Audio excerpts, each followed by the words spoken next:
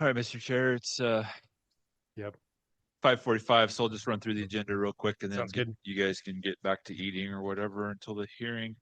Um, so on tonight's agenda, we have an item that was continued from last month, number one, DRH 24-00397. We will hear that item and we anticipate public being present. Okay. Mr. Chair, Yes. I will be recusing myself from that item. I'm the landscape architect of record. Good. Thanks, Ben. Mr. Chair, I will also be accusing myself, or not accusing, recusing myself from that item. Perfect. Thank you. Give me an Alan. Item number two, DRH 25-00081 at 3150 Main Street. This is the second iteration of the CWI project. We are anticipating hearing that item as well.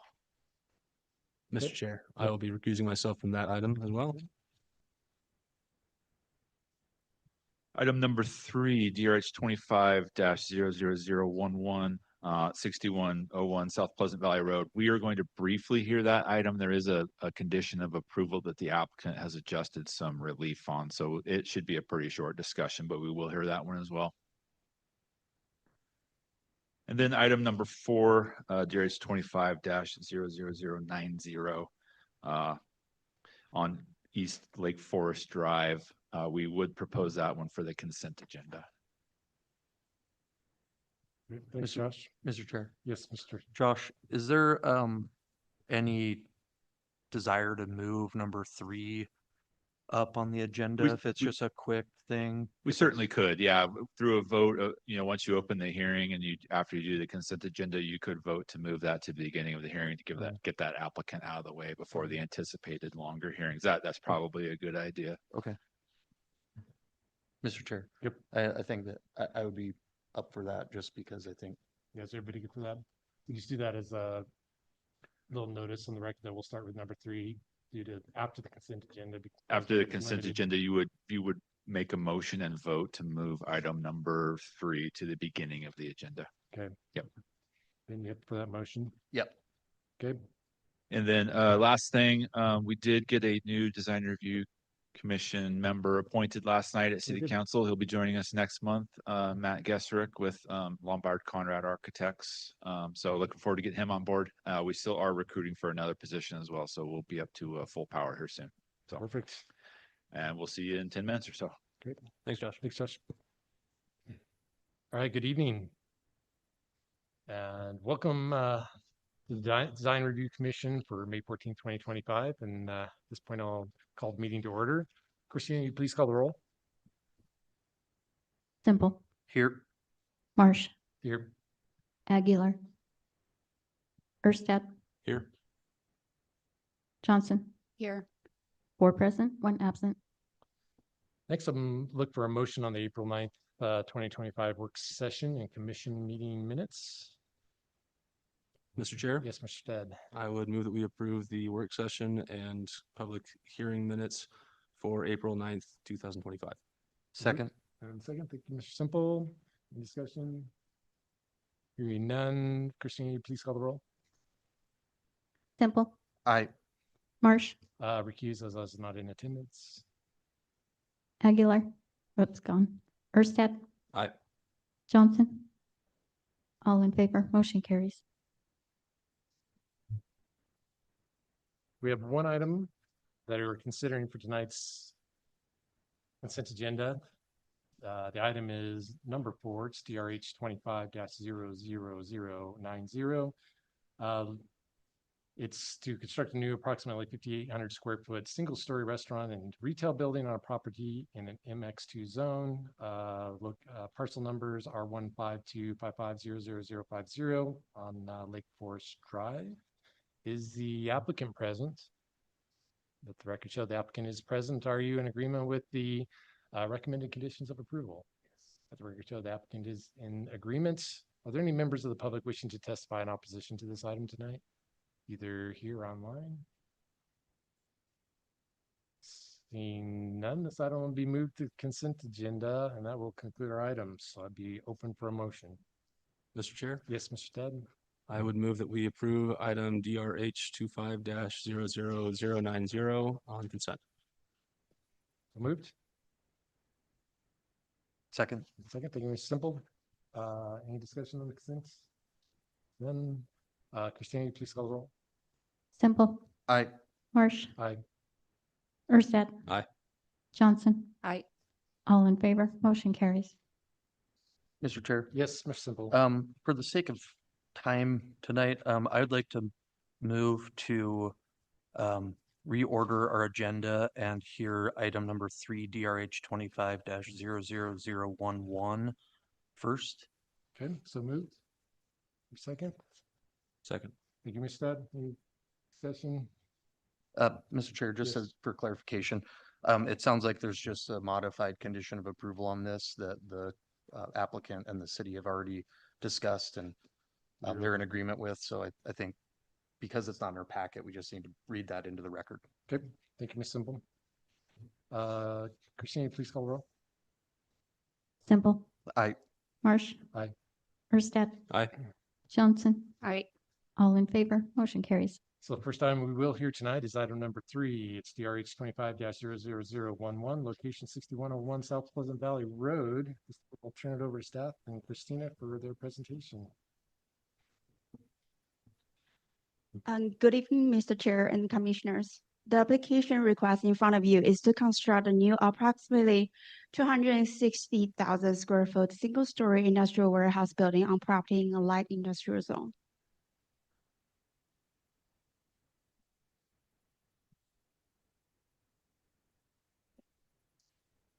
The property is located north of the unimproved Innovator Road and the west of South Orchard Street.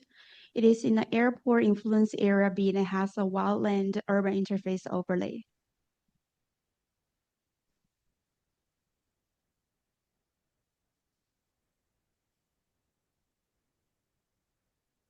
The surrounding uses are industrial and the Syringa specific plan district are to the south of the property. The site plan proposed to construct the Innovator Road with vertical curb, gutter, an 8-foot wide landscape buffer, and a 10-foot wide multi-use path per ACHD standards and policies. The site layout plans to separate the truck traffic from passenger vehicles by creating 2 points of ingress and egress. The proposed building is appropriately designed to have the office space address the street frontage and it has direct pedestrian access connected from the building entrance to public sidewalk. The building facade employs glazing system, colored tilt-up concrete panels, and metal panels to achieve a successful facade articulation, which will add visual interest to the pedestrian realm and reduce the perceived scale of large building. The proposed industrial building is at the maximum allowed height of the zone, which is 55 foot. The planning team is recommending conditions related to compliance with EV parking and bicycle parking standards, landscape standards, as well as building material requirements for constructions in the wildland urban interface overlay district. The applicant is in agreement with staff's findings and recommendations with just one additional request to remove standard condition 45, which limits the hours for loading activities. The applicant's request says, while typical loading activity occurs during normal business hours, some operators will need to run 2 or 3 shifts during seasonal periods, and as a result, there are instances where loading activities happen during overnight hours. Staff is in support of this request as the loading area of this project abuts future industrial uses to the east. And the closest future residential uses planned is 2,000 feet away from the loading area.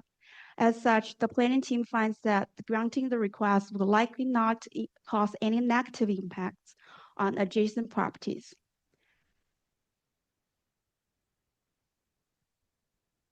With that, the planning team recommends approval of DRH 25-00011 with findings of fact and the recommended condition of approval, including the project report, and with removal of section 45 from the standard conditions.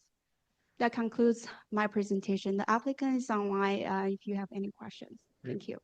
Thank you. Any questions for staff? Great. Would the applicant like to present any? And please speak when you're able. Yeah, this is Scott. Good evening with Sterling Bay. Appreciate you guys accommodating the schedule shift as well. Nothing really to add to Catherine's presentation. We maybe just to give you guys a little bit of context on why we're out here, right? And looking to develop cold storage.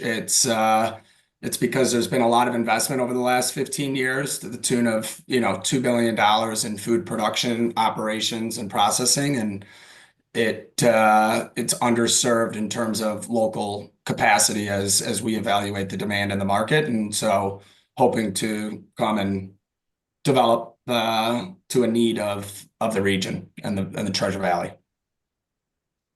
Great. Thank you. Any questions for the applicant? Mr. Chair. Yes, Mr. Simple. I just wanted to clarify, you are in agreement with the conditions of approval and obviously the removal of that one condition, standard condition, is that correct? That's correct. Mr. Chair, Yes. I would move that we approve, Oh, yes. Oh. sorry. Any other questions for the applicant? Are there any members of the public wishing to testify to this item tonight, either in person or online? Seeing none online. Applicant, any last words? Do you know of anyone that needs cold storage in the market? We still have capacity. Good to know. All right, thank you. With that, we'll close the public portion of the project here, and we'll bring it back to our commissioner for Mr. Chair, discussion. I don't really Motion. have anything to add. I Okay. mean, I think it was just a pretty standard removal here. I just wanted to clean that up. Yep. So with that, I would move that we approve DRH 25-00011 as recommended in the findings of fact, conclusions of law, and recommended conditions of approval, including in the project report with the removal of condition 45 from the standard conditions. Great, so moved. Second. Second, thank you, Mr. Stad. Any discussion on the motion? Mr. Chair, Yes, Mr. Stad. not necessarily pertinent to this particular application, but I think it's probably worth evaluating loading and unloading times throughout the city. I think the downtown core in particular suffers from some rather unfortunate loading times where there are lots of large trucks parked in traffic lanes during rush hour. And it might be worth evaluating our standard loading and unloading parameters as we become a more urban city. Thank you, Mr. Stad. Any other discussion? Christine, you please call the roll. Simple. Aye. Marsh. Aye. Erstad. Aye. Johnson. Aye. All in favor, motion carries. Great. Thank you. We will now start at the beginning of our, with item number 1. It's DRH 24-00397.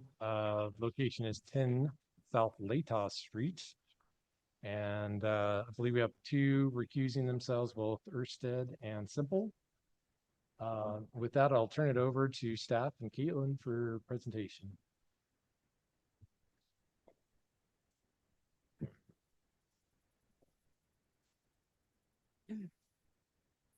Right. Good evening, everyone. This application is for a 4-story, 41-unit mixed-use building with ground-level commercial, parking, and resident amenities. You'll note the original application proposed 42 units, but the applicant has reduced that to 41 units. The subject property is at the southeast corner of Latos Street and Alpine Street. Latos is an arterial and Alpine is a collector roadway. There is an existing transit stop on this corner. The existing building and surface parking on the property will be removed. There are 3 fourplex structures directly to the east. To the south is an auto repair building. To the west, there's a multi-tenant commercial development across Latos Street. And to the north across Alpine and the railroad tracks is another multi-tenant commercial development. To the northwest is a synagogue and Morris Hill Park. And the surrounding area also includes Jefferson Elementary School to the south and a mix of single-family and multifamily residential uses.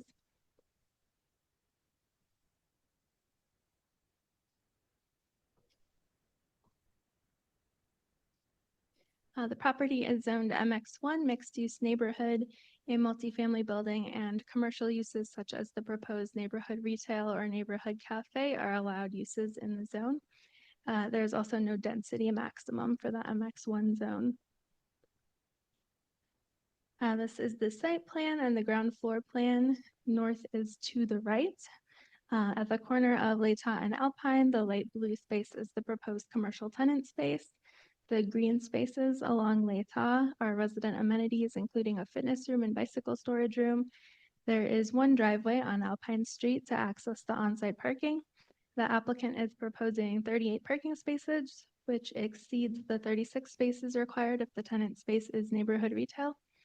At least 58 total bike parking stalls will also be provided. A trash room is located along Alpine Street, and the applicant has received Public Works and ACHD approval for the trash configuration. The applicant would like to pursue approval from ACHD for a pull-off loading zone on Latah Street. And site-specific condition A is intended to allow the applicant the ability to discuss this further with ACHD.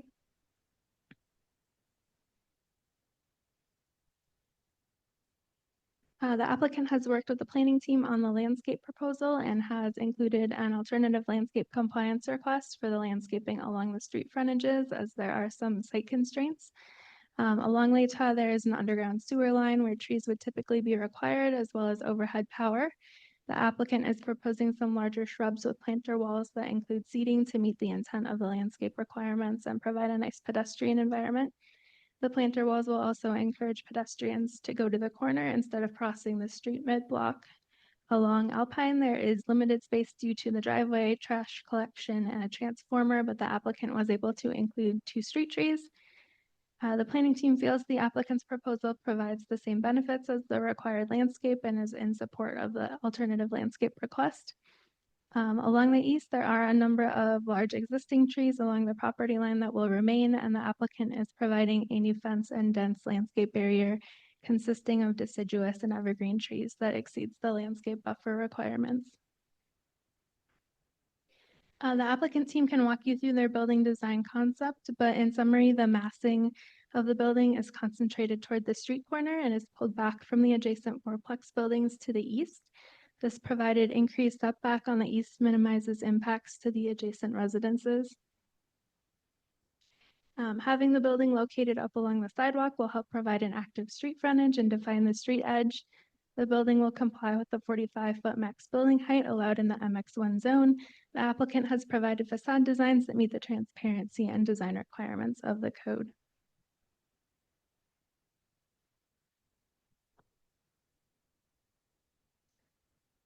We did receive letters both in opposition and in support of the project. The primary concerns were the height and scale, concerns about an increase in traffic and parking in the neighborhood, and concerns for pedestrian and bicyclist safety. There were also concerns about increased noise and light. As a reminder, the design review findings for approval are related to site design, structure design, and compliance with the adopted design review guidelines. In regard to the scale, the applicant is meeting the setback and height requirements of the zone. The Design Review Commission is prohibited from requiring reductions in height and size unless it can be proven a safety hazard, which has not been demonstrated. The applicant is meeting the parking requirements of the zoning code and believes the parking provided will be sufficient for their tenants. The Design Review Commission cannot require additional parking beyond what is required by the zoning code.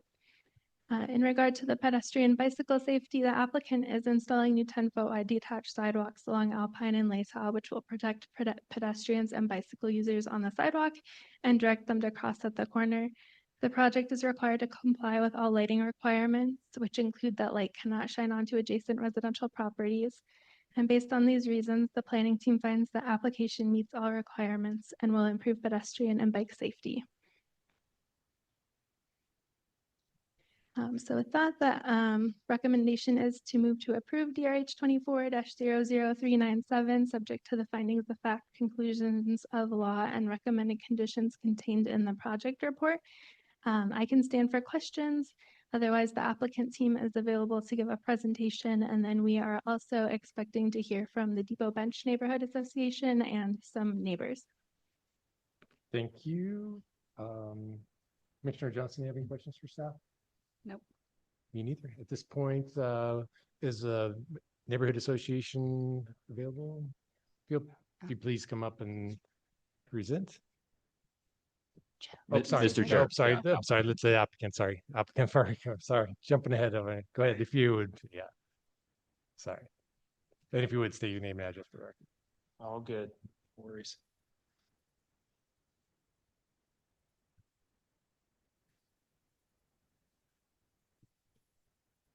Do I tell you when I need to click? Okay. Thank you.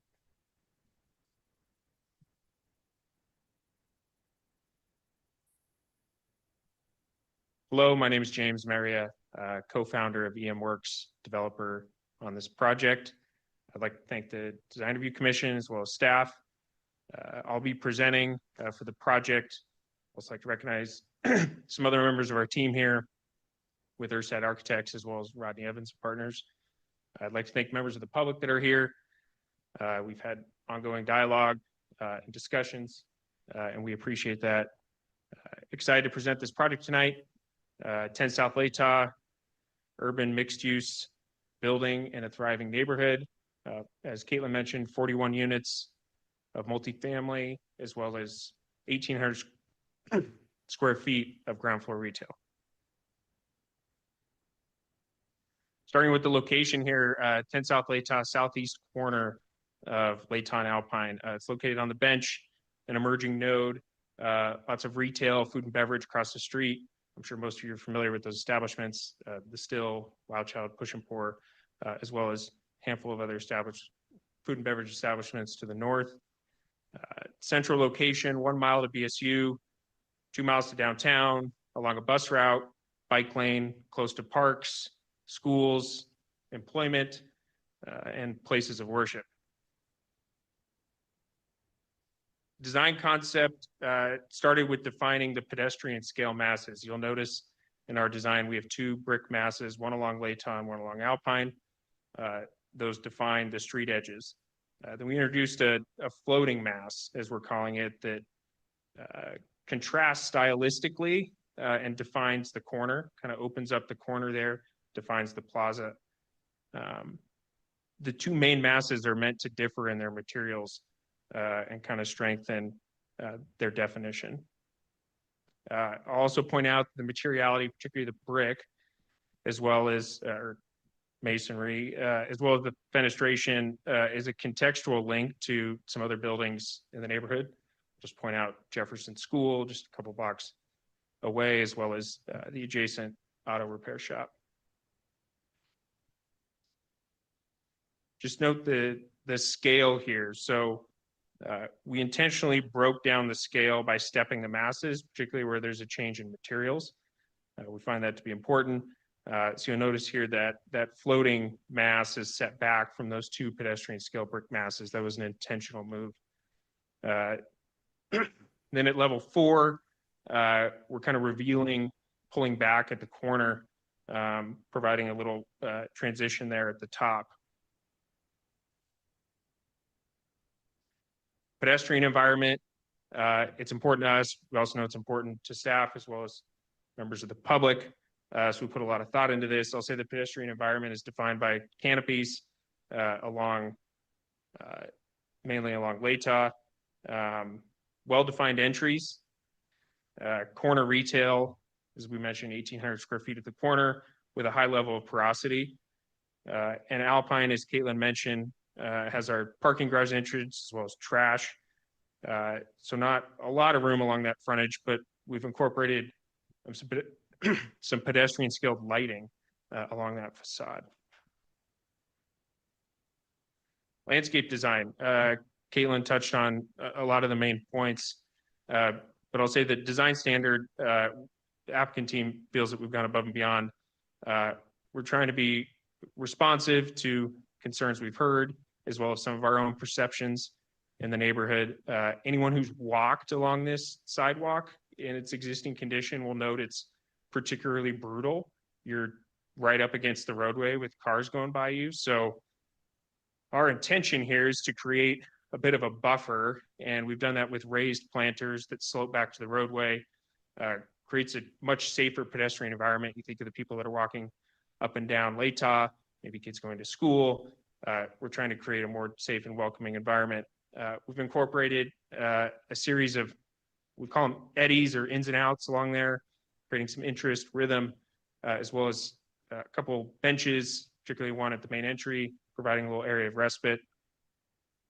I'll note too, just diverse plant selection. There was a lot of thought that went into that, particularly because we can't have street trees due to the sewer line that is below the sidewalk along Latah. Floor plans here, I won't belabor these. Caitlin pointed out the main parts along level 1, floors 2 and 3 stack, and then level 4, you'll see at the corner, it peels away at the top there for the deck. Elevations, focus here is simple, elegant, high quality, durable materials. I'll just finish with some renderings here. So this is a northwest corner from Latah and Alpine. This is the northeast corner. You're standing along Alpine. This is a little nighttime streetscape rendering here. And with that, I'll stand for questions. Thank you. Great, thank you. Any questions for the applicants?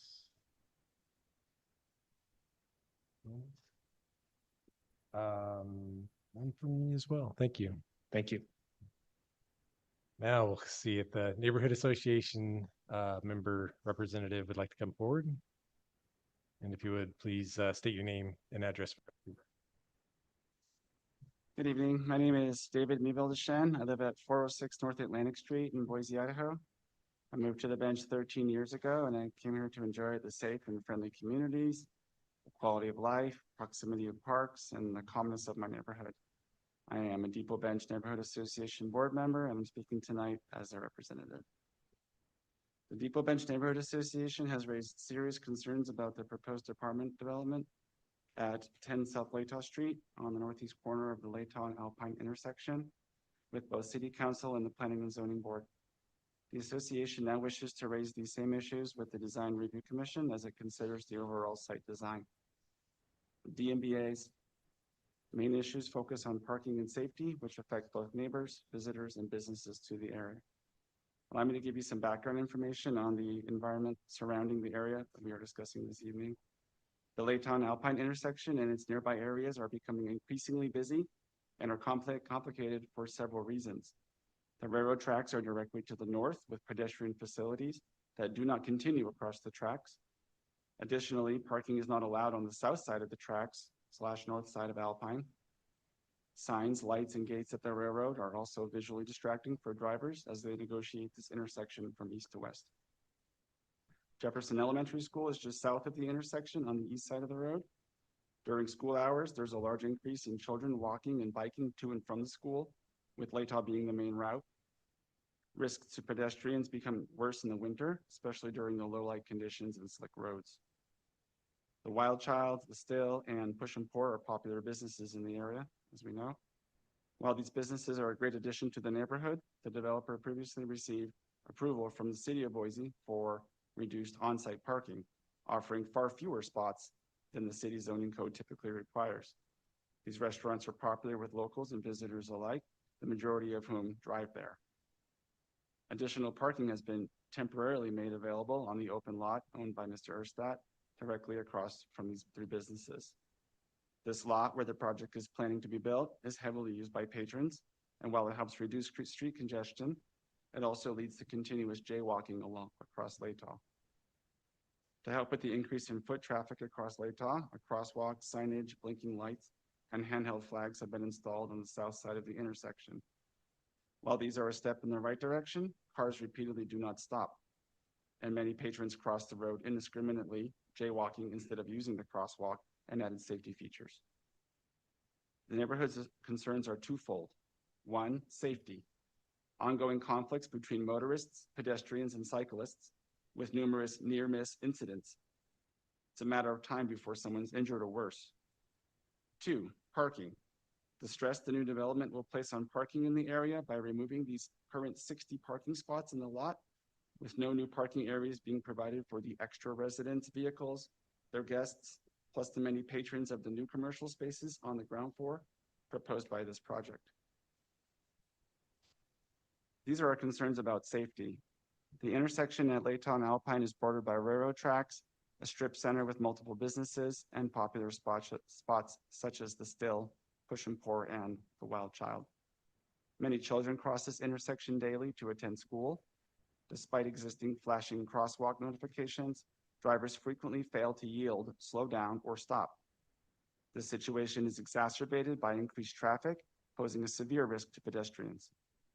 This proposed apartment development, consisting of 41 units with 38 parking spots, along with the recently proposed larger 288-unit condominium development across from Jefferson Elementary School, with only 191 required parking spots, will further strain the current infrastructure. This increase in traffic necessitates immediate pedestrian and bicycle safety improvements to enhance safety in this area before a catastrophic accident occurs. These are our concerns about parking. The lot where the new development is proposed currently serves as overflow parking for Wild Child, the Still, and Push and Pour. The development of this lot will displace many vehicles, particularly during late afternoons and weekends, when up to 60 vehicles park there typically. The Planning and Zoning Department's decision to reduce parking by 3 spots fewer than the number of housing units for this project exacerbates this issue. Customers of these businesses have the option to park in the limited spots available behind the businesses, on the neighborhood streets, illegally along the railroad tracks, in the strip center parking lot, whose spots are there strictly for those businesses, or in front of residents' homes, sometimes blocking driveways. This situation places an unfair burden on existing residents within the community and is unsustainable with the additional strain from the 2 proposed developments. In conclusion, the Depot Bench Neighborhood Association urgently seeks the city's intervention to address these pressing concerns affecting the safety and well-being of residents, pedestrians, and visitors to local businesses at this intersection. We would very much like to work with the City of Boise and ACHD on a solution, and we have some ideas on what could make a big difference. First, we need enhanced pedestrian safety measures at the Latah Alpine intersection. After discussions with ACHD, possible solutions could be in the form of raised stop crosswalk, additional lighting, and potentially even bulb outs. The developer has stated his intention to do their part to try and direct pedestrian traffic to the crosswalk to decrease jaywalking from their lot, but more still needs to be done for the pedestrians, often children, who make it to the crosswalk. The location of the crosswalk and a better lighted signaling system in which pedestrians and drivers can share use of the road would be more appropriate than what is currently in place. Second, we need realistic and effective solutions to manage overflow parking and accommodate the increased number of vehicles that these proposed developments will bring. Placing that burden on the existing neighborhood is unacceptable. The vast majority of residents, and especially patrons of these businesses, will drive to and from this location, especially during inclement weather in fall, winter, and spring. There must be an appropriate number of off-site parking spots to accommodate these vehicles. The DMB looks forward to reviewing proposals from both the city and ACHD that work to alleviate this problem. The Depot Bench Neighborhood Association thanks you for listening to our concerns this evening and taking them into consideration as you make your decisions. Thank you. Okay, thank you very much.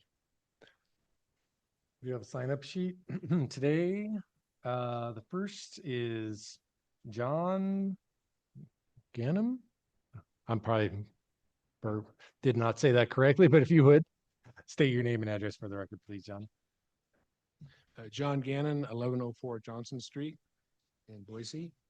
And sure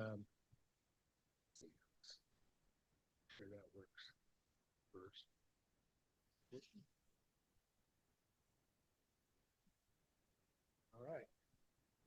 All right. Thank you for taking the time to consider this, and appreciate all of the efforts that everyone has put in. However, Latah Alpine is already hazardous, and if parking is removed, the intersection will become dangerous.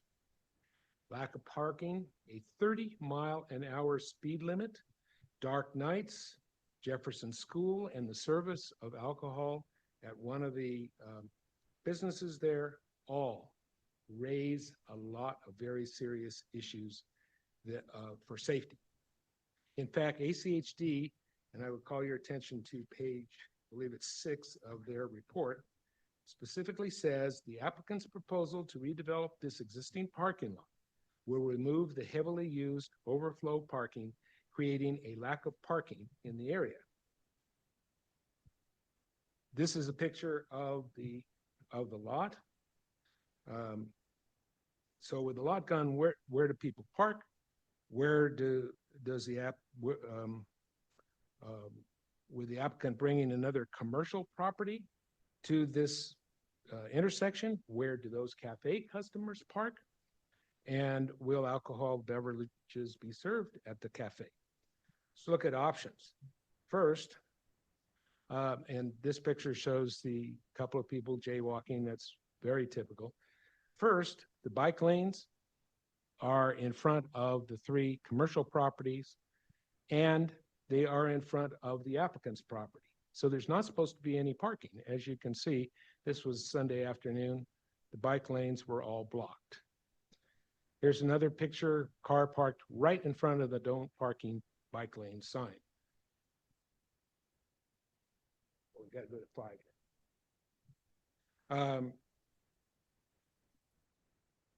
Oops. Okay, so now on Alpine Street, unlike the north end, Alpine Street does not have alleys. Alpine Street has driveways, and those driveways mean you don't get as much parking, as much street parking. And this is fairly typical in the bench. If we had alleys, you could have half dozen cars fit there, but we don't. Alpine Street also does not have allow parking on the railroad side. And this is a picture, well, that's a blow up of the picture, which lettering isn't quite clear, but it plainly says no trespassing. So nobody's going to be able to park on that side of Alpine up along the railroad tracks. And in fact, the Union Pacific Railroad says that you should park, that nobody should Time. be within 15 feet of the railroad tracks for safety reasons. So, okay, that's it. Okay, thank you. Next on sign up lips is as a Mark Van Bruce Creek. Mark, if you would just state your name and address for the record when you're able. I'm Mark Van Buskirk, 3814 West Grover Street, Boise.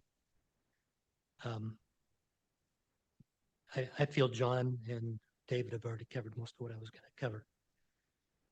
However, I have had the opportunity to visit with a number of neighbors in the neighborhood, and everyone that I've spoken to have expressed the same concerns to me about the parking. That lot that John was just talking about is the only major parking area in that neighborhood. And this development's going to take that away, causing those people that are parking there now to go somewhere else. And they are already having to go into the neighborhoods and into the strip mall parking lot. I've spoken to some of the business leaders in there who have expressed their concerns to me about the parking that is already existing and the problems they're having. And we live approximately 2 to 3 blocks south of this development, and we are already seeing traffic spilling over into our neighborhood and people walking up there because there's nowhere to park. And it is certainly a major concern for everybody in the neighborhood. Thank you. Yep, thank you. Next on sign up is Trina Lasser. And Trina, if you would state your name and address. Board members, my name is Trina Elsasser. I live at 3711 Kipling Road. I've lived in Boise 26 years and 9 years on the bench. seen significant changes in those 9 years. With, right, the businesses there are wonderful. They're very successful. Almost too Ma'am, successful. could you just pull down the microphone and we'll be able Oh, to I'm hear sure. you better? Thank you. Don't count against me. So, the traffic has picked up exponentially. It's harder and harder to get out of our neighborhood, which is right behind the strip center with vision of the proposed project. I watch little kids in the morning go to and from school, ride their scooters, walk, bike. I watch the cars. You could be crossing the crosswalk at the businesses and they just fly by. You can stand in the middle of the road and the cars come. And now we're going to add an apartment community with more traffic. We're not going to stop the community. I understand that. My problem is that so far there's been nothing but finger pointing and nobody can do anything because we're going to meet the zoning code, right? This project. So my question, which I know you're not going to answer, but I'm going to say it anyway, is where will the vehicles that use that lot now, where will they go? Right? Where will the overflow from the resident vehicles park? There's not enough parking. Whoever said 38 slots for a 42-unit property is mistaken. I did property management on a national scale for 27 years on the East Coast. Numbers are ridiculously low. Why hasn't a parking study been done? Why hasn't been one asked for? These are critical questions that need addressed before approval is given. You know, part of the reason I'm testifying today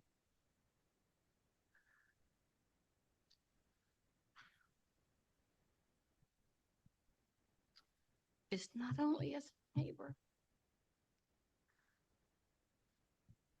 but as the mother of a 13-year-old boy who was killed in a pedestrian vehicle accident at an intersection just like this in Georgia. I left Georgia because I couldn't be there anymore, right? I moved here. And now I have vision of this project. I can see it from my backyard. I hear everything. So when there's an accident, I'm running out because I'm afraid a child has been hit. And not having an answer and just saying it meets the zoning code is insufficient. Something has to be done about the parking. It has to, right? Kids' lives are at risk. And so my last thing is, it doesn't matter how compliant a design looks on paper, if it increases hazards for pedestrians, especially children, it fails. Thank you. Next on our sign-up sheet is Jim Piggott. Jim. If you would state your name and address for the record, Jim. Sure. Jim Piggott. I live at 3501 Windsor Drive, Boise, Idaho. Thank you, commissioners, for giving me an opportunity to testify on this project. I've been a bench resident for almost 30 years. Have had a variety of positions on the DB&A board in that time. I've just got a couple comments I'd like to make on this project and a couple just in general. I realize from a planning and zoning standpoint and probably under the rules that you're going to have to follow on this. This design meets all the modern zoning code requirements. All the boxes are checked. However, because there's not another forum to have these types of comments made anymore, I'd like to have it on the record that I think the modern zoning code requirements for multifamily developments, for parking for multifamily developments, especially for those outside the downtown core containing studio apartments, isn't practical. Half a space per studio is not really a realistic solution to something that's a mile away from the nearest shopping mall, from the nearest restaurant, from the nearest supermarket, public transportation. Build it and they will come. I don't think it's going to work here. Public transportation isn't frequent enough, and that's true with several designs that we've seen on the bench. Specifically for this development, even though the developer has met all the requirements for parking, that won't prohibit people from parking people with a car, leasing a studio apartment, and choosing to park on the street, which will only amplify the current terrible parking situation. As John pointed out, on a Sunday afternoon, I counted nearly 60 cars between the car wash business parking lot, the proposed project parking lot, and all the cars parked near the intersection of Alpine and Latah. I've seen several accidents and near misses in the vicinity of this intersection as I bike commute almost 130 days a year through this intersection. So that's twice a day I go through this intersection. The current park, and I see cars parked in the no parking zone, bike lane all the time. We can't continue to have the speed limit be 30 miles an hour in this with this added development and potential for even larger developments in nearby areas. Neighbors have met with city and ACHD, but no agency is willing to take the lead to improve the situation. I will say thank you to Ryan and his team for meeting with the DBNA several times on this project. We appreciate that. And we appreciate the thought and design that they put into planters and landscaping to deter jaywalking and hopefully force people to head to the intersection to cross the street. In the modern zoning code, there's a couple things. It says, item 1, and I quote, promote the public health, safety, and general welfare of the present and future residents. And number 5, provide a safe and efficient, equitable transportation system for pedestrians, bicyclists, transit, and vehicles. Obviously, this project impacts the safety of all users of this intersection and the general welfare of neighbors and will be impacted when it is implemented. Any questions? Thank you. Thank you for your time. That concludes our sign-up sheet. Are there other members of the public wishing to come forth and testify tonight? If you would, state your name and address for the record. How you guys doing? My name is Ken Weingartner. I live at 3707 West Vaughn Street. That street is 1 block parallel south of Alpine, so it's the next street south. And I don't know if there's much more that I can say that hasn't been said. I mean, this is all about parking and traffic. And on our street alone, I'm noticing more cars parking on our street now. So when those businesses are busy, you can't find parking on our street. So that's one of the problems. Also, when they're coming down the block looking for parking, they're usually speeding. So I think it's a thing where it's like, hey, we got to find a spot, and people just tend to just drive fast when they're leaving. That's not really a problem, but when they're coming in, it is a problem. Other than that, like I said, the parking, once that lot is taken away, there's nowhere for anybody to go. We've already seen tons of cars parking on Alpine all the way down the road. I mean, it's unbelievable when it gets busy. Also, heading south on Latah as you're coming to the tracks, approaching the businesses, it's a little hard to see vision-wise what's going on over the top of those tracks. The tracks tend to elevate a little bit, and as you're coming up in your car, if you don't know what's going on, there's people crossing in that crosswalk on the other side that are hard to pick up because you're coming over the tracks. It's not a big raise, but it's raised enough where it's hard to pick up the people on the other side. And if you're doing 25 or 30, that's not good. So I do know of a couple of instances. There's also a house that is just south of Wild Child. That fence has been run through twice already by vehicles. And I think John and the other gentleman was stating that the bike lanes are basically, they're all being parked on. So that's about it. That's what I had. Thank you so much. Thank you. Are there other members of the public wishing to testify? Feel free, if you would. Again, please state name and address for the record. Good evening. My name's David Walsh. I live at 701 South Harding Place. And I'm not going to say any more different what has already been pointed out, but clearly the issue is parking. And of course, the density that's going to bring, this project will bring to that area. And from the sound of it, from the description of what presenter offered, it seems as though it might be compatible with the neighborhood. Well, when you look at it from this, from just a visual standpoint, we have little reference for that. 4-story high building at a very busy intersection. It has lots going on. 2 schools, 3 very active businesses, a lot of people trafficking in and out. And as Ken pointed out, the visibility going over that railroad pass is not good. It does throw the driver off in terms of hopping over that curve or by that bump. And in general, just an incompatible design is not going to work well for that neighborhood. I hope you reconsider. Thank you. Other members of the public wishing to testify? Okay. Any online, Josh? All right, and I'll turn it back to the applicant if you'd like to make any final words. Rebuttal.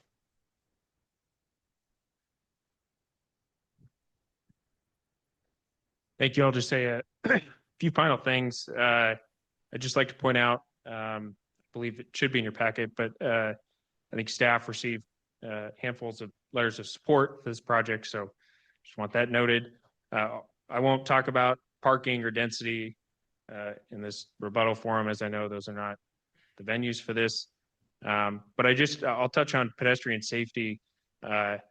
The applicant team, I mean, Jim mentioned we've met with the Depot Bench Neighborhood Association. There's a lot of alignment, and I just want that on record for what they want, what we want. We would love it if the speed limit was less along Lake Tahoe. We want safer streets. And I just would like to point out the amount of thought, effort, and painstaking work that our design team has gone through to try and thoughtfully design a streetscape and frontage the best we can to solve for some of these existing conditions. So happy to answer any questions, but with that, I'll leave it there. Thank you. Any questions for the applicant? All righty, with that, we'll close the public portion testimony and bring it back to the commission for discussion and motion. Yes. Yeah, I think really do appreciate the public coming out tonight and expressing their concerns. Safety is a big concern of the commission as well. As stated, ACHD and P&Z, have kind of the purview on the parking and the streetscapes off the site, not design review. I do appreciate the applicant's use of the landscape especially along Lake Tahoe, that to try to inhibit the amount of walking across that site. I guess from a overall traffic standpoint, the residential generates less trips than the parking lot would have. It's hard to understand really to figure out what this impact will do to the adjacent businesses versus bringing non-local customers versus more local customers and such. But overall, I think this is a pretty respectful application for the neighborhood, and appreciate the thoughtfulness on the design of the building, stepping it back in the pedestrian scale, covered walkways. So I think there's certainly some concerns that we encourage the public to continue having conversations with the city of Boise and ACHD concerning, especially with ACHD, concerning traffic and the speed limit and the safety measures at the intersection. Commissioner Johnson, anything on your side or comments? Well, I wanted to make sure I'm correct in understanding that we don't have any jurisdiction on traffic or parking or road safety. That's not our area that we talk about here. And I understand you're not alone in this city. There's a lot of development and building going on, and there will be continued growth. And I agree, like, you've just got to stay on ACHD for reducing the speed limit, ticketing illegally parked cars. I mean, I commute on my bike as well, and to pay attention as the city grows. I assume that your wish, the community wish, is that nothing be built on that lot. Is that the wish? Yeah. Well, sorry, folks, the public portion's closed, So- but yeah, it's, Well, what I was gonna go with was something is going to be built there. It's zoned to be built there, and housing is a issue of the city. And I think the developer has put a good deal of thought into pedestrian safety and landscaping and integrating the design with the surrounding neighborhood. well, any other thoughts, questions? Do you entertain making a motion? I'll make a motion. Sure. Have my sheet. Mr. Commissioner, I would move to approve DRH 24-00397 as recommended in the findings of fact, conclusions and of law, and the recommended conditions of approval noted in the project report. Great, so moved, and I'll second, seconded. I have no discussion on the motion. And with that, Christina, you please call the roll. Marsh, Aye. Johnson, Aye. all in favor, motion carries. Yep, thank you. Next on our agenda tonight is item number 2. It's DRH 25-00081, locations 3150 West Main Street. And with that, we'll turn it over to Caitlin for her presentation.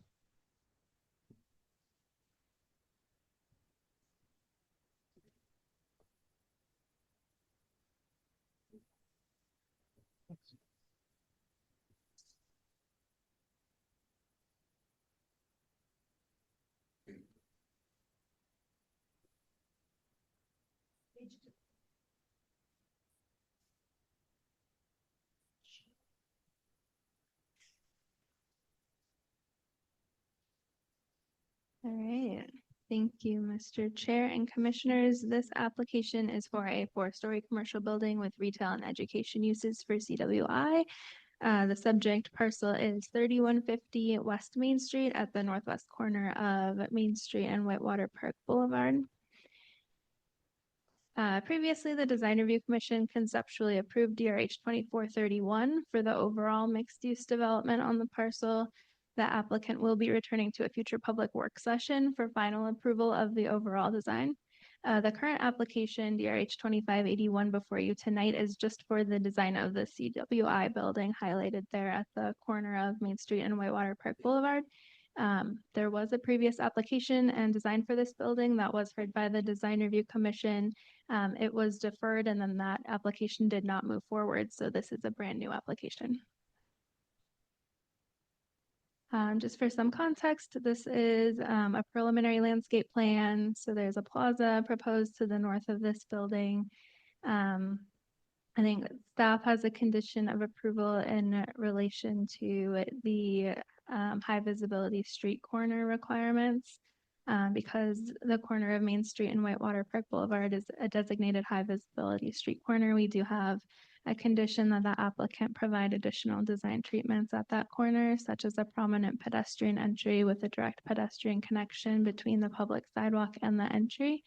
So I think we were hoping the applicant could work on that corner a little bit further to try to make it a little bit more direct for pedestrians and a little bit more intuitive for pedestrians to interact with that corner. And that is something that they could provide at that future public work session, since that's related to the site design as well. The building is 4 stories in height, which is the minimum number of stories allowed in the MX5 zone. We did receive some written public testimony for this project that is included in your project packets. And some of those letters did express that the new proposed height was preferred over the previous 8-story design. I'll let the architect team walk you through the building design, but this is the south elevation facing Main Street. The building exceeds the minimum ground floor active use and transparency requirements and utilizes high quality durable materials. On the left is a view of the main entry on the north side as viewed from the plaza, and on the right is a view from the Main Street where you can see the other main entry. and they utilize a green fin element that can provide some wayfinding.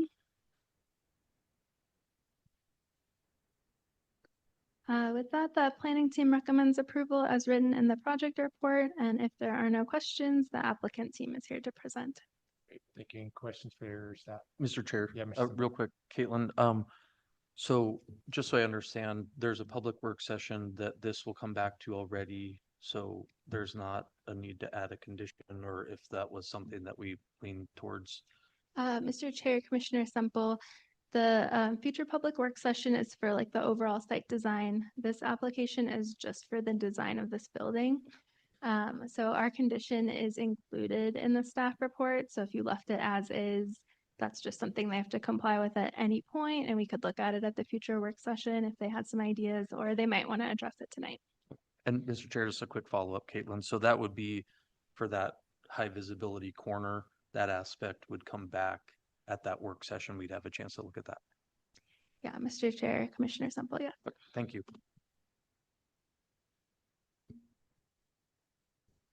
Any other questions? Great. Is the applicant present? You would please state your name and address for the record.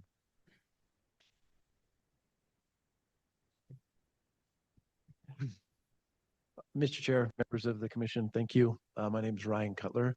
I'm with Allquist Development. I'm the Chief Development Officer for Allquist Development. My address is 1144 South Silverstone Way in Meridian, Idaho 83642.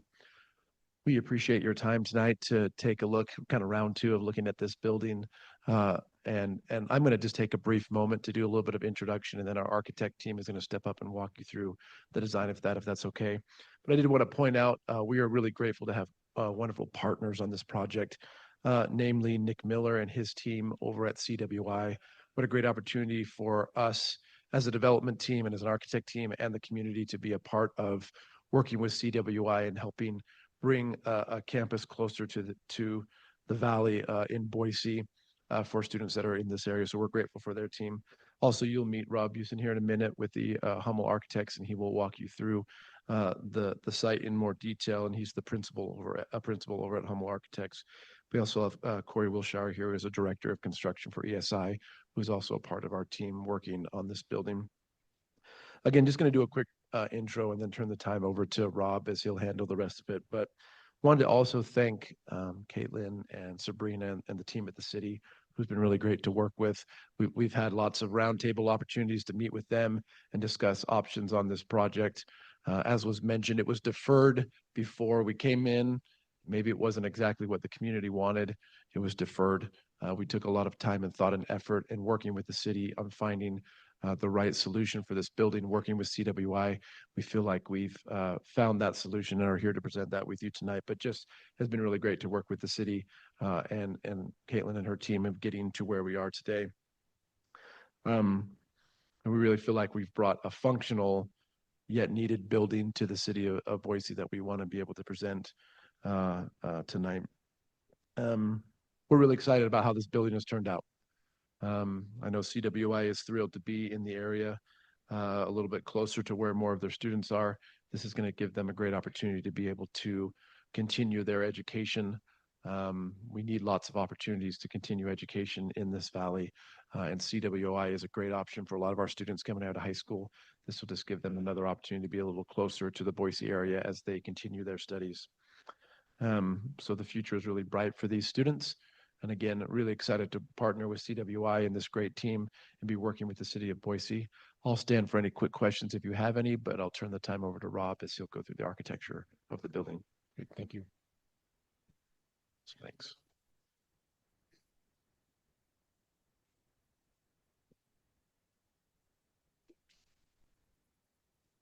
Hi, thanks. Thanks, Ryan. My name is Rob Busan. I'm with Hummel Architects at 205 North 10th Street, Boise, Idaho 83702.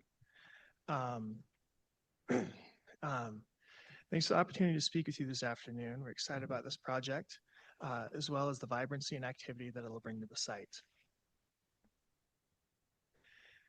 As mentioned, looking specifically at the CWI building, aside from the reduction in height from 8 stories to 4, there's some significant changes from our last submittal. There are a number of comments made at the last hearing, We have worked to incorporate those into the current design. A couple of those comments included working towards a more simplified and unified massing, enhancing architectural features along Main Street and the entry, incorporation of color to add to the building's identity, and reduction in the amount of EFS used in the project.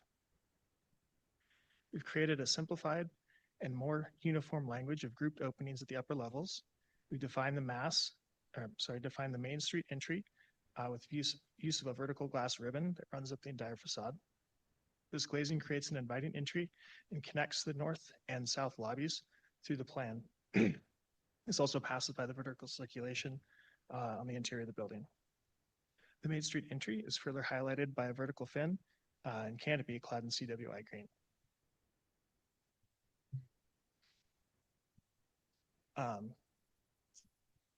The building is clad in high quality materials with an emphasis on the pedestrian level experience. An expressive base of masonry, storefront, and metal panel run up to the third floor in the east and the second floor in the west. The two-story mast that projects from the west holds the corner while allowing a visual connection with the plaza and other active uses internal to the site.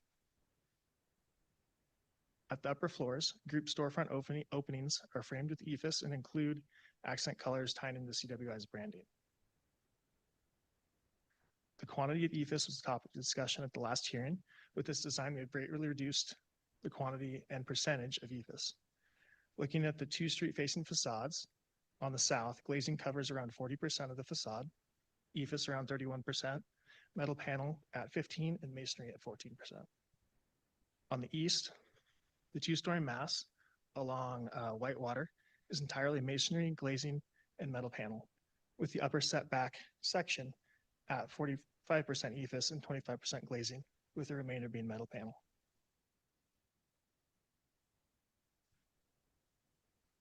Another comment was the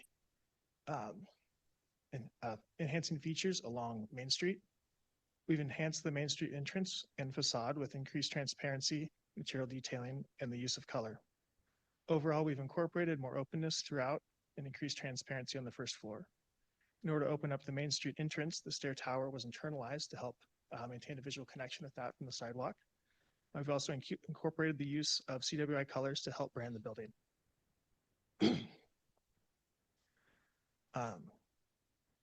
Here's a view looking at Main Street. You can see the highlighted entryway and the design language wrapping the building with grouped openings, glazed corners, and a band of CWI river blue. Zooming into the pedestrian level, we can see that CWI green canopy wrapping the entrance, also flanked in highly detailed brick pilasters. Moving down Main Street towards the corner of Whitewater, we can see this pedestrian-oriented space that fronts the building facade. Again, looking at detailing here at the pedestrian level, we have stacked bond and soldier coursing framing the openings, vertical reveals on the pilasters, which terminate in soldier coursing at the base. Between the masonry, we have the storefront framed in a dark metal panel, resting on a ground face CMU. Turning around that corner with Whitewater to our back in this view, we can see how the building geometry allows us to open up to the internal plaza, where we have exterior seating and building entrances to a library and cafe space.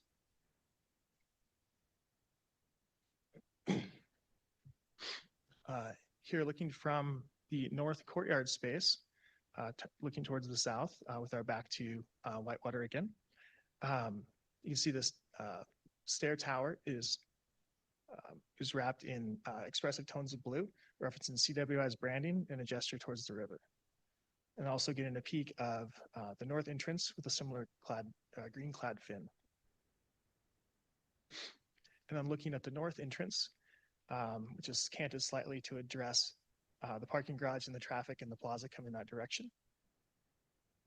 And then looking at the site-specific conditions, we wanted to, in general, we're fine with all of the conditions that have been outlined, but did want an opportunity to discuss item D that asks for additional treatments of high visibility street corners, because that's something we think we've done through the architecture already.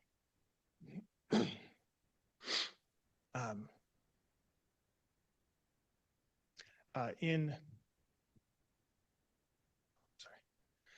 In the guidelines, 3.5.1, street corner treatments at high visibility street corners, asked to locate the building on the street corner and integrate special design features that accentuate the street corner, or provide pedestrian oriented space at the corner leading directly to a building entry or entries. Through our building design, we have addressed the street corner with the lower mass that reaches out to the irregular property line and is treated with thoughtful detailing quality materials. We've also cropped the building corner to lead pedestrians to the internal courtyard and additional retail. Here's a plan view. You can see how that's been exercised. We've also included pedestrian-oriented space at the corner, or at the corner itself, and another pocket further down along Whitewater that lead to main building entrances. Those major entrances open up to a community classroom to be used for career fairs, open houses, and other community-minded events, the CWI store where you can grab your Otter gear, and a cafe that opens up to CWI library space. Further on, we have the Central Plaza, an additional retail program associated with the residential building to the north, which is highlighted in the yellow color there. Looking at a perspective from one of those pedestrian-oriented spaces, so this is kind of the middle of that camp with Whitewater right behind us. We see entrance to the CWI store, as well as the coffee shop or cafe located on that corner. Considering those building and site design strategies, we believe that we've addressed both the suggested options outlined in the downtown design guidelines, and that we have met the requirements for high visibility street corners. Thank you for the opportunity to present this catalytic project that will act as an anchor to the West End and a home for a diverse student body who will bring vibrancy and activation to an area ready for redevelopment. I'll stand for questions. Great. Questions from Commission? Emerson. Mr. Chair, thanks, Rob. I appreciate it. I think that this is you guys listened to what we asked the last time. I really appreciate some of the materials that you brought in here and some of the simplification of the building. I think that some of that masonry maybe could have been carried a little further down Main Street just to keep that cohesiveness before you wrap around to I guess that would be the west. I understand that some of that has to do with your massing and probably some cost, stuff too for CWI. I don't want to get too hung up on that. I think that I do appreciate what you've done at the corner there. Can you bring up your site plan real quick? Yeah, absolutely. Yeah, that's good. I think one thing that I think maybe could enhance that pedestrian connectivity is your blue line entries there. That corner where you have the little tables, I foresee that you'll have a lot of pedestrians just walking across that landscape area right there because it's kind of narrow. You could put shrubs and stuff in there, but people are going to take the path of least resistance. Go ahead. Specifically, you're speaking about by the orange tree there. Yeah, like number 8, where you see that 8, like that, where that corner of that patio gets real close to that sidewalk. I think maybe there's an opportunity there that would enhance that and really make, I know that you have to move a couple things around a little bit, but, and then the one off of Main Street, if you're walking west on Main to make that hard turn, if that just got widened or maybe a little, it got turned so it was more perpendicular. I think that to me feels like that accomplishes a little bit of that activation at the street that doesn't, blow up your design, which I think that you've done a great job with. That's kind of my only comments on it. I'll leave some of the architecture for if there's other comments, but I think that Thank you. Commissioner Johnson, you have anything at the moment? Yeah, a couple of things. If you would bring up, maybe there's kind of a corner entry perspective that you had there. So first of all, I do appreciate, as Mr. Simple said, the design changes that you brought to the table here. And I think there's one more that maybe looks a little bit more towards the patio side. That one right there. So I think one of the things that probably just throws me a little bit off on this. I do like the scale. The brick detailing is really nice. Do appreciate that. these canopies seem really undersized for these entries. And I think this whole corner of the lower building could really use almost maybe even a continuous canopy, or at least in between the pilasters all the way around, I think would really help the building. And then maybe accentuate those entry canopies just slightly. I think that would just really help maybe with that really heavy pedestrian core of that lower section, and just add a little bit more of that detail piece. But they feel just a little bit awkward right now on those. And the only other one, I guess, is this is maybe more a little bit personal, but if you kind of go around to the opposite corner of the building, I think what Mr. Simple was indicating, if like on the far corner where the ethos is a little bit more dominant, the pilasters feel like they're hanging just a little bit here, with the masonry extended over maybe the ground floor windows instead of the metal panel. I do see that metal panel motif is kind of brought down from the other piece, but then you wouldn't just have these vertical pilasters that were kind of unconnected. It's not a huge deal to me, but it just seems like one of those things that might help unify some of that as well. Again, wouldn't hurt my feelings if I saw a few more canopies or pedestrian scale elements accentuated out from the building, as this facade really does feel like a kind of a 4-story single plane. So just something that could activate at that ground level, I think would be an improvement as well. Overall, I think the entry piece they did on Main Street was nice. The amount of glass that you're bringing along is a big improvement as well. The color is nice as well, bringing in the CWI's accents. So a few thoughts and comments there. Thank you. Others, questions? Mr. Chair, I think I'm gonna maybe add on to the canopy conversation too. I guess that didn't really jump out at me, but when you mentioned that, it does, what I want to avoid, or what I would hope that you would want to avoid too, I love the Arthur building that has recently been built, but when you walk down Idaho, the canopies that they installed on that building feel drastically undersized. And I think that that's what, you know, it feels like it was kind of an afterthought and kind of a thing, oh, put it up there because it defines the entry. I would hate to see this building have that. I mean, again, it's kind of a personal opinion, but it feels a little, and I've talked to a lot of people about that one too, that this is a very prominent location, and there's gonna be a lot of people coming past this building and coming hopefully to this building to get an education. So it would be great to be a centerpiece and a real highlight of this corner of our city. Other thoughts or questions for the applicant? All right, thank you. Is there a neighborhood association here tonight? No, gosh, no. Are there members of the public wishing to testify on this item tonight? None in person, any online? Got one online, great. And online, and once you're able, please state your name and address when you're able. Sure. My name is Lauren Panisi. I live at 2411 West Pleasanton Avenue. I'm also on the Neighborhood Association for the West End, but I'm not speaking on behalf of the Neighborhood Association. I just thought I'd throw that in there. I just wanted to say that I've been following this project. I live a few blocks away, and I really appreciate the work that the team did to redesign this building. I love that it's 4 stories. I think it better fits the location, the size and scale, and I love the branding that, you know, it's a CWI campus. And I just think it's a much better fit than the original design of 8 stories. So I just wanted to share that, get it on the record. Thank you. Great, thank you. Any others online, Josh? Applicant, any last words?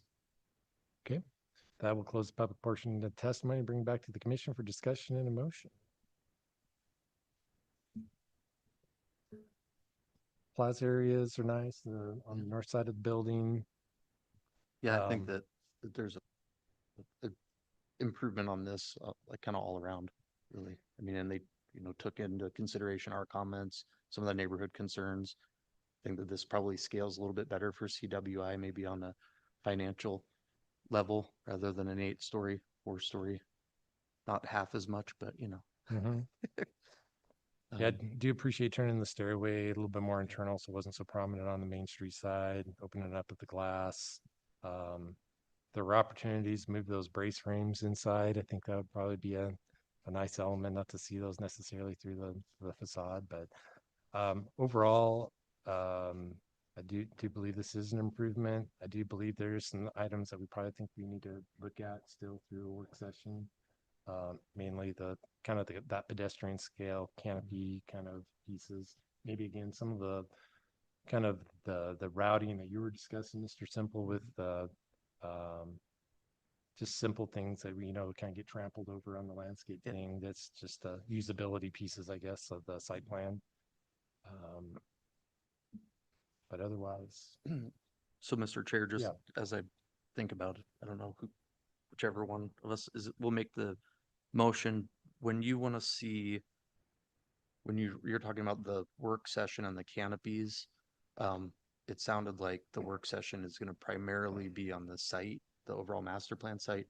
Do you want to add a condition to have like a 50% DD or? Yes, that's what I'm thinking as well. For the building? Yep. Okay.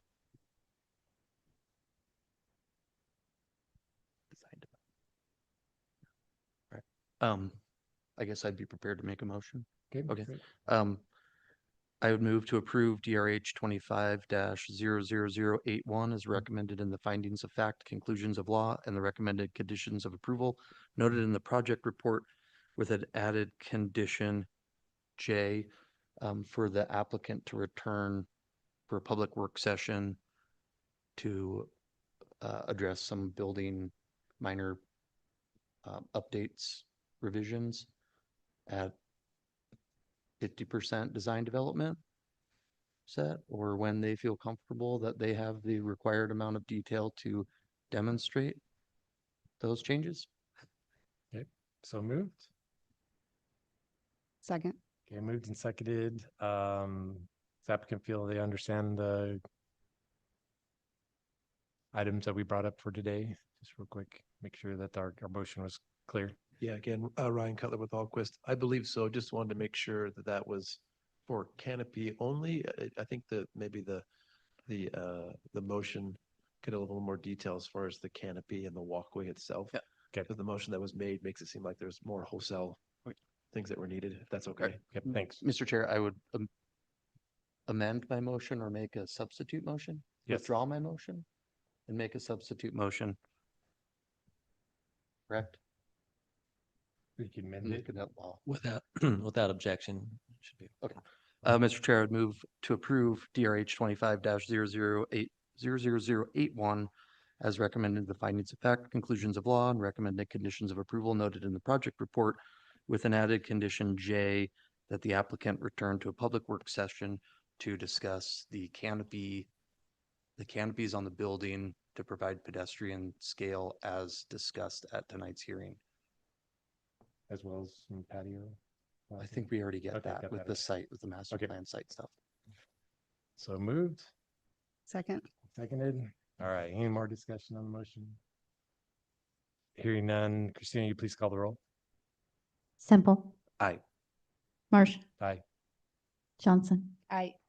all in favor, motion carries.